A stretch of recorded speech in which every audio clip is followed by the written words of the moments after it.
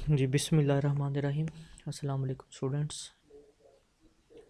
B S C 2 اے D S 2 کا یہ حصہ معاشیات پاکستان، اس میں جو ہے وہ پہلا لیکچر اکنامک ڈیولپمنٹ یعنی کہ معاشی ترقی، اس کو ہم لوگ دیکھیں گے۔ تو یہ امپورٹنٹ ٹاپک ہے۔ سب سے پہلے اس نے اس کا یہاں پہ انٹروڈکشن دیا ہوا ہے۔ معاشی ترقی کے بحث کے سلسلے میں ہم سب سے پہلے یہ بتاتے ہیں کہ معاشی ترقی کیوں ضروری ہے یا معاشی ترقی کی ضرورت کیوں کر محسوس کی گئی تھی۔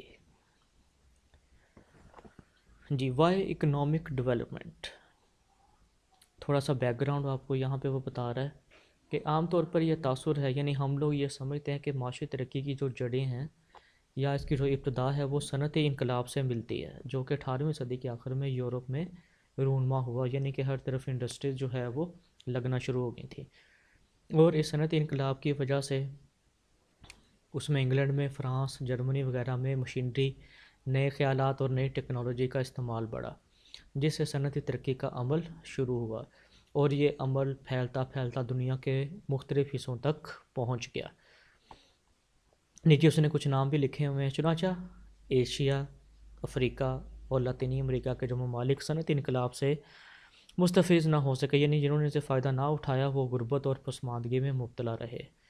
اس طرح پھر دنیا دو حصوں میں تقسیم ہو گئی تھی، ٹھیک ہے، ہم بھی جانتے ہیں۔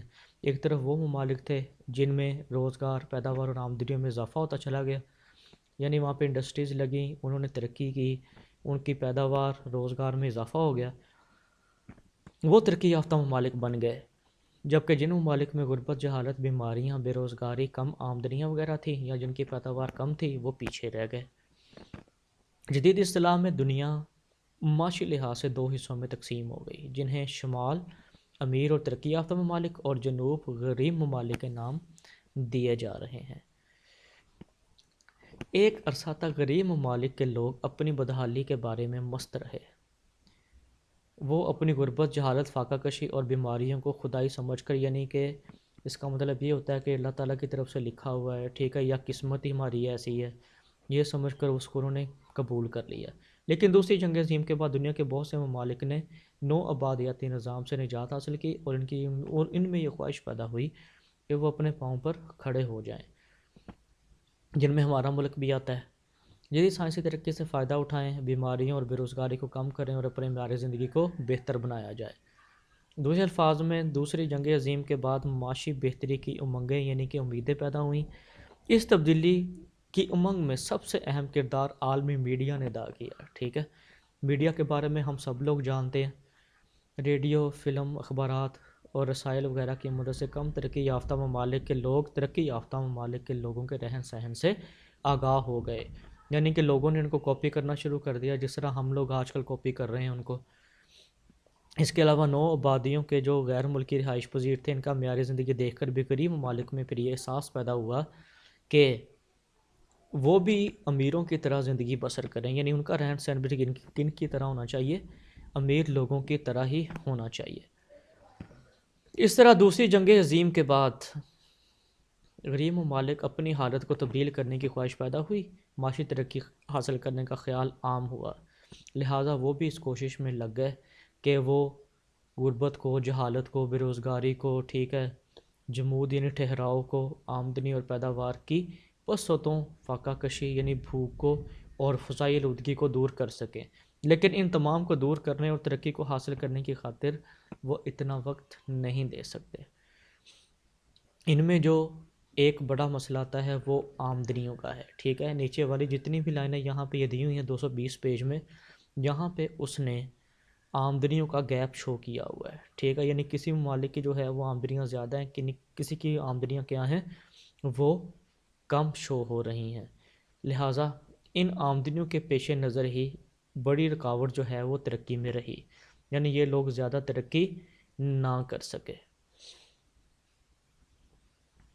جیسے ہی اس کی آخری 2-3 لائنیں ہم دیکھ لیتے ہیں۔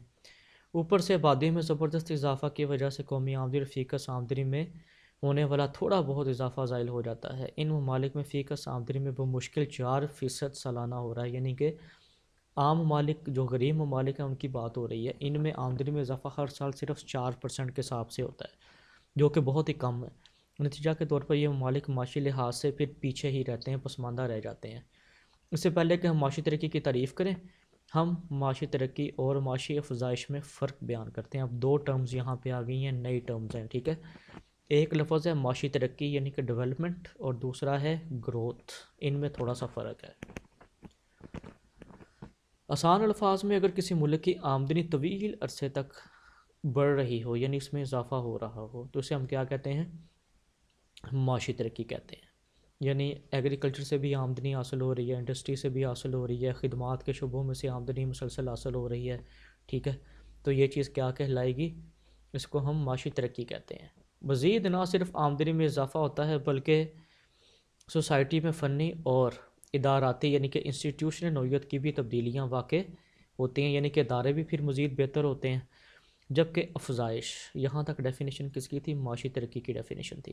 اب کس کی وہ بات کر رہا ہے؟ افزائش کی بات کر رہا ہے۔ کسی ملک کی اشیاء و خدمات میں اضافہ ہے، اس کے علاوہ اس کا تعلق عاملین پیدائش کی استعداد کار میں اضافہ سے بھی ہے۔ یعنی عاملین پیدائش کی جو ایفیشنسی ہے زمین، محنت، سرمایہ تنظیم کی، وہ کتنی ہے۔ ان مختصر تعریفوں سے واضح ہوتا ہے کہ معاشی ترقی ایک وصفی یعنی کہ کوالٹیٹیو اصطلاح ہے، یعنی ہم اس کو خوبیوں کی بنا پر دیکھتے ہیں، جبکہ معاشی افزائش ایک مقداری تصور ہے، یعنی کوانٹٹی 1 2 3 4 میں اس کو ہم دیکھتے ہیں۔ جس طرح کسی شے کی مقدار یا اس کے حجم میں اضافہ اس شے کی افزائش کو ظاہر کرتا ہے، اس طرح سے کسی ملک کی پیداوار، قومی آمدنی فیکس صرف، فیکس بچتیں اور سرمایہ کاری بڑھتی ہے، تو یہ معاشی افزائش کو ظاہر کرتے ہیں۔ دوسرے الفاظ میں اگر عاملین کے بہتر استعمال، بہتر فنون پیدائش کا مطلب ہوتا ہے کسی چیز کو بنانے کے لیے جو طریقہ پیدائش استعمال کیا جا رہا ہے، یا بہتر تنظیم کی وجہ سے ملک کی قومی آمدنی میں اضافہ ہو جاتا ہے، تو ہم اس کو معاشی افزائش کا نام دیتے ہیں۔ یہ کنڈل برگر کا نام آپ پہلے انٹر میں بھی پڑھ چکے ہیں، اس نے کیا کہا ہے جی کہ معاشی افزائش سے مراد نہ صرف پیداوار میں اضافہ ہے بلکہ اس سے فنی اور اداراتی ڈھانچہ میں بھی تبدیلی آتی ہے، مطلب کہ آپ کے ادارے بھی کیا ہوتے ہیں؟ بہتر ہو جاتے ہیں۔ یہ نہ صرف زیادہ پیداوار بلکہ مداخل ان پٹ کو کہتے ہیں، ان پٹ اور ان کی استعداد کار کو بھی ظاہر کرتی ہے، جبکہ معاشی ترقی ایک وسیع تصور ہے۔ افزائش ایک چھوٹی ٹرم ہے، جبکہ ترقی کیا ہے؟ یہ کیونکہ پوری ریاست پہ، پوری ملک پہ لاگو ہوتی ہے، اس لیے کہہ رہا ہے یہ ایک بڑا کنسیپٹ ہے۔ یہ مداخل کی تفویض کہتے ہیں، اس کا بہترین استعمال اور پیداوار کے ڈھانچوں میں تبدیلیوں سے کہیں بلندتر ہے۔ چلیں یہ ساری لائنیں یہاں پہ دی ہوئی ہیں، ان کو آپ نے ایک دفعہ ریڈ کر لینا ہے۔ اب آگے ٹرم آگے جی معاشی ترقی۔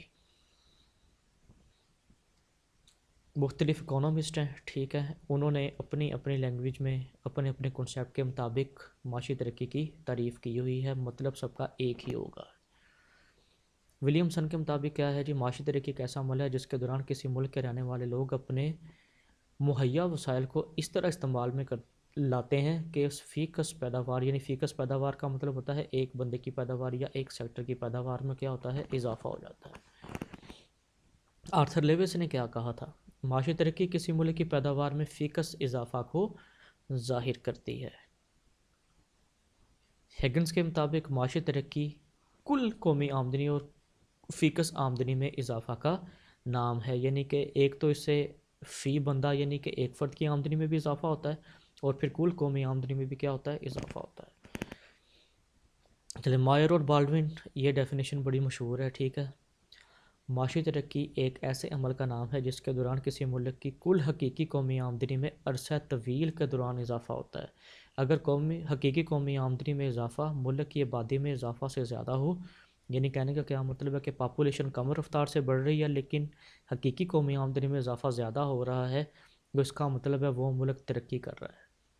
اگر پاپولیشن کے بڑھنے کی رفتار زیادہ ہے لیکن فیکس آمدنی یا حقیقی قومی آمدنی کم ہو رہی ہے، تو اس کا مطلب ہے وہاں ترقی نہیں ہو رہی۔ اب وہ کہہ رہے ہیں اگر ہم مائر اور بالڈوین کی تعریف کا تجزیہ کریں، یعنی ان کا بغور جائزہ لیں، تو 3 باتیں ہمارے سامنے آتی ہیں کہ معاشی ترقی ایک عمل ہے، اس عمل کے نتیجے میں حقیقی قومی آمدنی میں اضافہ ہوتا ہے، اور اس کے لیے چھوٹا موٹا عرصہ نہیں، ایک لمبا عرصہ چاہیے ہوتا ہے۔ جی پہلے نمبر پہ عمل مختلف فنی اور